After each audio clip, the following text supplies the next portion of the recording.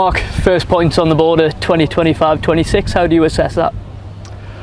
I thought we were very good, I have to say. I thought we started off really strongly and set the tone for the rest of the game, really.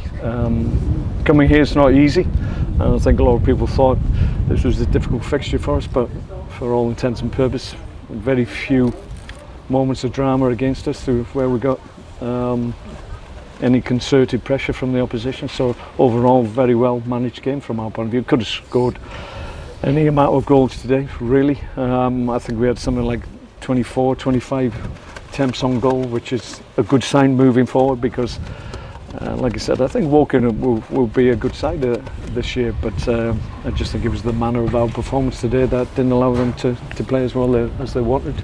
Like you said, their keeper had a great game, in fairness to him, and you know, we could have scored at least 3 or 4. Yeah, a couple of unbelievable saves. Obviously, we still think a Stonewall penalty. I mean, Luke's been bashed up and he was taken out, kicked in the face. How that isn't a penalty, I have absolutely no idea. But we're able just to pick ourselves up from that. Never in any danger of losing this game today. Went in goalless at the break. What was the message to the lads in the changing room? I think, well, like I said, I was quite happy with the performance. I thought we acquitted ourselves really well, set the tone, as I said. But we just needed to get that breakthrough, because then I felt we'd be able to manage the game out quite comfortably, because they'd have to be a little bit more expansive. And when we scored, I think it became a bit open. And we had any number of chances after that we only just needed to convert a couple of them to end the game.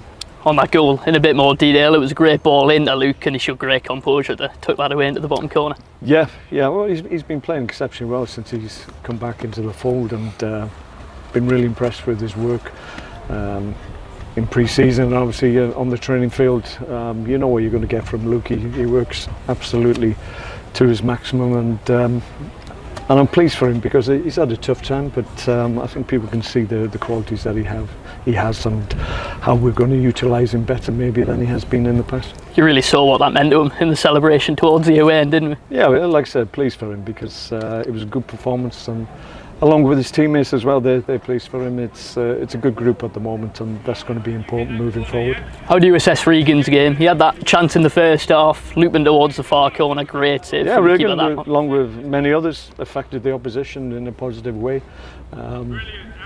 He has that ability just to create a little bit of space and time to get shots off, and that's a great trait to have. He's going to score a lot of goals at this level. Looking at our second goal of the day, what a hit from Robbo that was to make it 2. Yeah, I think the bench was taking bets on who was going to get it, Wheelo or Robbo, but yeah, pleased for Ethan. He's come back into the fold and had a really good pre-season, got his head down and worked his way back into the fold, and yeah, that was just reward for his efforts all pre-season, really. He didn't start today, he came off the bench. You must be really pleased to have options like that you can depend upon. Yeah, I thought the guys that were introduced were excellent, and that's what we need. You don't come off the bench feeling sorry for yourself that you didn't start the game. I keep on mentioning it, and it wasn't myself that came up with it, but it's apt. We've got starters and finishers, and they produced a great performance for finishers at the end. It enabled us to see the game out quite comfortable. When he came on near the end after not featuring at all in pre-season, it looked really lively out there. Yeah, it was just unfortunate. He got obviously a bad ankle strain in training in Cardiff, and he'd just come back from obviously missing a little bit of training prior to that, so he was just ready to start playing the games, and obviously he got the injury, but he's been back a couple of weeks now. Well, obviously the lack of game time was a little bit of the thinking behind, but you know what you get from Wernie. Great effort, has the ability to take people on top end of the pitch and get something. Little half chances, I thought he'd cause them a real problem just because he gave them a different problem. Great to see Harvey out there as well. We had him on trial and he was playing at Chester, but brilliant to see him officially as a car. Yeah, we're pleased that we've been able to bring Harvey. He was tightening up. I mean, he's played.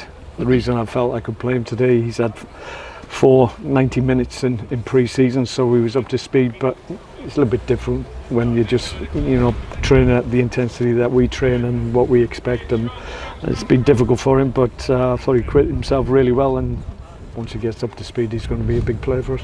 1,061 travelling supporters today. Yeah, What does that amazing. mean to you and the lads? Oh, brilliant. I mean, the spot we get, we keep on saying it, but today was great because everybody's trekked down here. It's taken us, I think it took us about 9 hours yesterday, so I'm sure lots of other Carlisle fans have had similar trips, so to see so many here, it means a lot to the guys. That's why we went over and appreciated their support.